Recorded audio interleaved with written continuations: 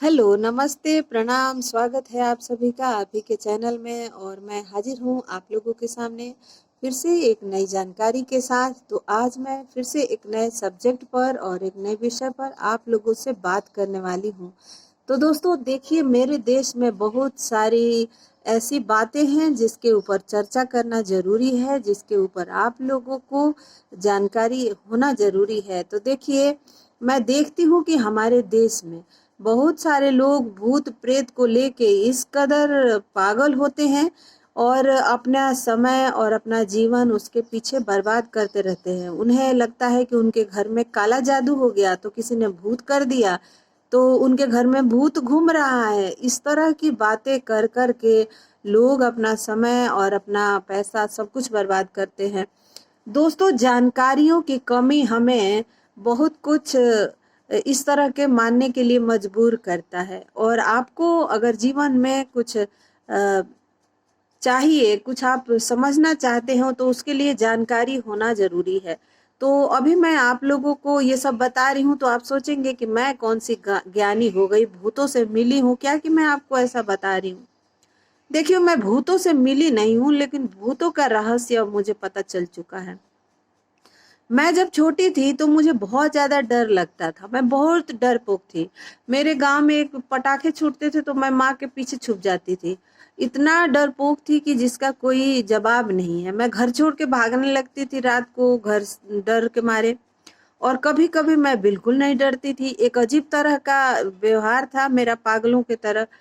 तो ये डर मेरा धीरे धीरे ऐसे ही रहा। और जब मैं स्पिरिचुअलिटी में आई, जब मैंने जाना कि भगवान है कौन, भूत है कौन, हमारी सच्चाई क्या है, जीवन की मेरी सच्चाई क्या है, और ये सारी बातें जब मैंने जाना, तो मैंने सोचा कि ये बात आप लोगों को बताऊं। दोस्तों, जब वो काली माता लोग खेलते हैं ना, कि उनके ऊपर माता आ गई, तो बहुत सारे लोग उनको फूल प्रसाद चढ़ाने लगते हैं और वो और माथा घुमा घुमा के डांस करने लगते हैं। और पहले जब मैं छोटी थी तो मुझे याद है कि मैं अपने गांव में सावन के महीने में पूजा होता था, तो मैं वहां जाती नहीं थी। डर के मारे मैं भागने लगती थी। जैसे ही वो शुरू करते थे मुझे डर लगता था। और अब जब वो ऐसा कुछ करते हैं तो मैं खड़ा होके और उनको बड़ी ही मतलब आश्चर्य में देखती हूँ कि किस कदर इंसान ये सब कुछ कर लेता है और इसकी मानसिक अवस्था क्या है। देखिए, आप लोगों को ये लगेगा कि मैं आपके विश्वास के ऊपर चोट कर रही हूँ, लेकिन माफ कीजिएगा, मैं आपके विश्वास पर नहीं, अंधविश्वास पे चोट कर रही हूँ। अभी भी मैं काली माता हमारे घर के पास है, मैं वहां जाती हूँ। हर मंगलवार को एक लेडीज नाचती है और वो भूत मतलब माता को बुलाती है, उसके ऊपर माता आ जाती हैं। लेकिन मैं वहां खड़े होकर उसको देखती हूँ और मन करता है कि जाके मैं उसको पीटूं पहले अच्छे से, क्योंकि और वो मुझे और घूरती है, जीभ निकाल के वो निकाल के मुझे घूरती है। जब मैं उसको मतलब गुस्से में देखती हूँ, तो मेरे घर वाले भी सोचते हैं कि आप मुझे डर क्यों नहीं लग रहा है। जब आपको किसी बात के बारे में पता चल जाता है कि रियलिटी क्या है, तो आपको वहां से डर भी भाग जाता है। इसीलिए मैं कह रही हूँ दोस्तों कि आप लोगों को सबसे पहले सत्य को जानना चाहिए। सत्य है कहाँ, सत्य है कौन, और भगवान कौन है, भूत कौन, ये सारी बातों की जब जानकारी हमें होती है, तो हमें सारे अंधविश्वासों से हमारा पर्दा उठता है। देखिए,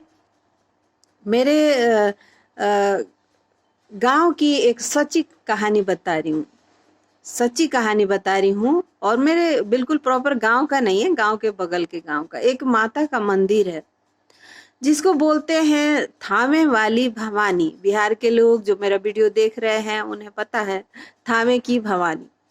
वहां की कहानी बताती हूँ कि किस प्रकार उनके पास माता आती थी, और उनकी सच्चाई आप सुनेंगे तो आप आश्चर्य में पड़ जाएंगे। दोस्तों, एक गरीब भक्त थे। वो भक्त के ऊपर माता की कृपा थी। वो साधना करते करते माता से बात करने लगते थे। माता उनके पास आती थी, उनसे बातें करती थी।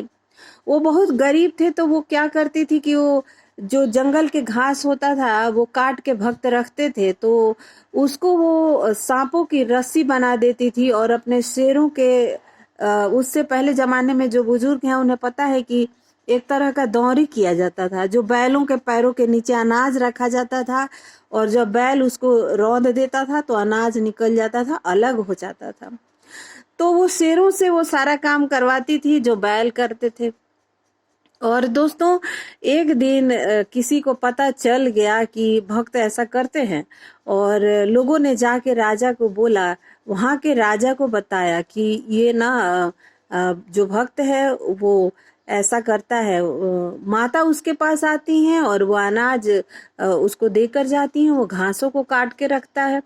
और इस प्रकार दोस्तों, जब राजा को बात पता चला तो वो विश्वास ही नहीं कर रहा था। भक्त को पकड़ के अपने पास बुलवाया और बोला कि तेरे पास माता आती है तो चल मुझे दिखा, माता कहाँ है। उसने कहा कि नहीं महाराज, माता को मैं आपके पास नहीं बुला सकता। तो कहते हैं, अरे चल, तू झूठा उल्लू बना रहा है पूरे गांव को, ऐसा कुछ नहीं है, तू झूठ बोल रहा है। और फिर दोस्तों क्या हुआ कि वो भक्त को मजबूर करने लगे, उसका सर पकड़ के बैठा दिया, बोला कि तेरी इतनी हिम्मत है तो तू अभी माता को बुला। और दोस्तों क्या हुआ कि मजबूरी में उन्होंने, भक्त ने कहा कि देखिए, मैं तो बैठ रहा हूँ और माता भी आएंगी, लेकिन एक गारंटी है ये कि ना तो मैं रहूंगा, ना तो आप रहेंगे, ना तो ये आपका राजपाट रहेगा। जिस दिन माता आपके सामने आ गई, ये मानकर चलिए कि ये सब कुछ समाप्त हो जाएगा। तो बोले चल चल, ऐसा कुछ नहीं है। और फिर उन्होंने बैठा दिया भक्त को और भक्त महाराज बैठ गए और माता को याद करने लगे। माता विंध्याचल से चलने लगी। माता जब विंध्याचल से आ रही हैं तो कह रहा है भक्त की राजा राजा जी, अब मैं रुकता हूँ, माता चल चुकी है। बोला, अरे तू चल, पाखंड बंद कर अपना, दिखा मुझे। और फिर वो आगे भी ऐसे ही बोलता रहा। जैसे जैसे माता आगे बढ़ रही थी वैसे वैसे वो मना कर रहा था अपने राजा को कि आप मत ऐसा करिए, आप कृपया आप मत ऐसा।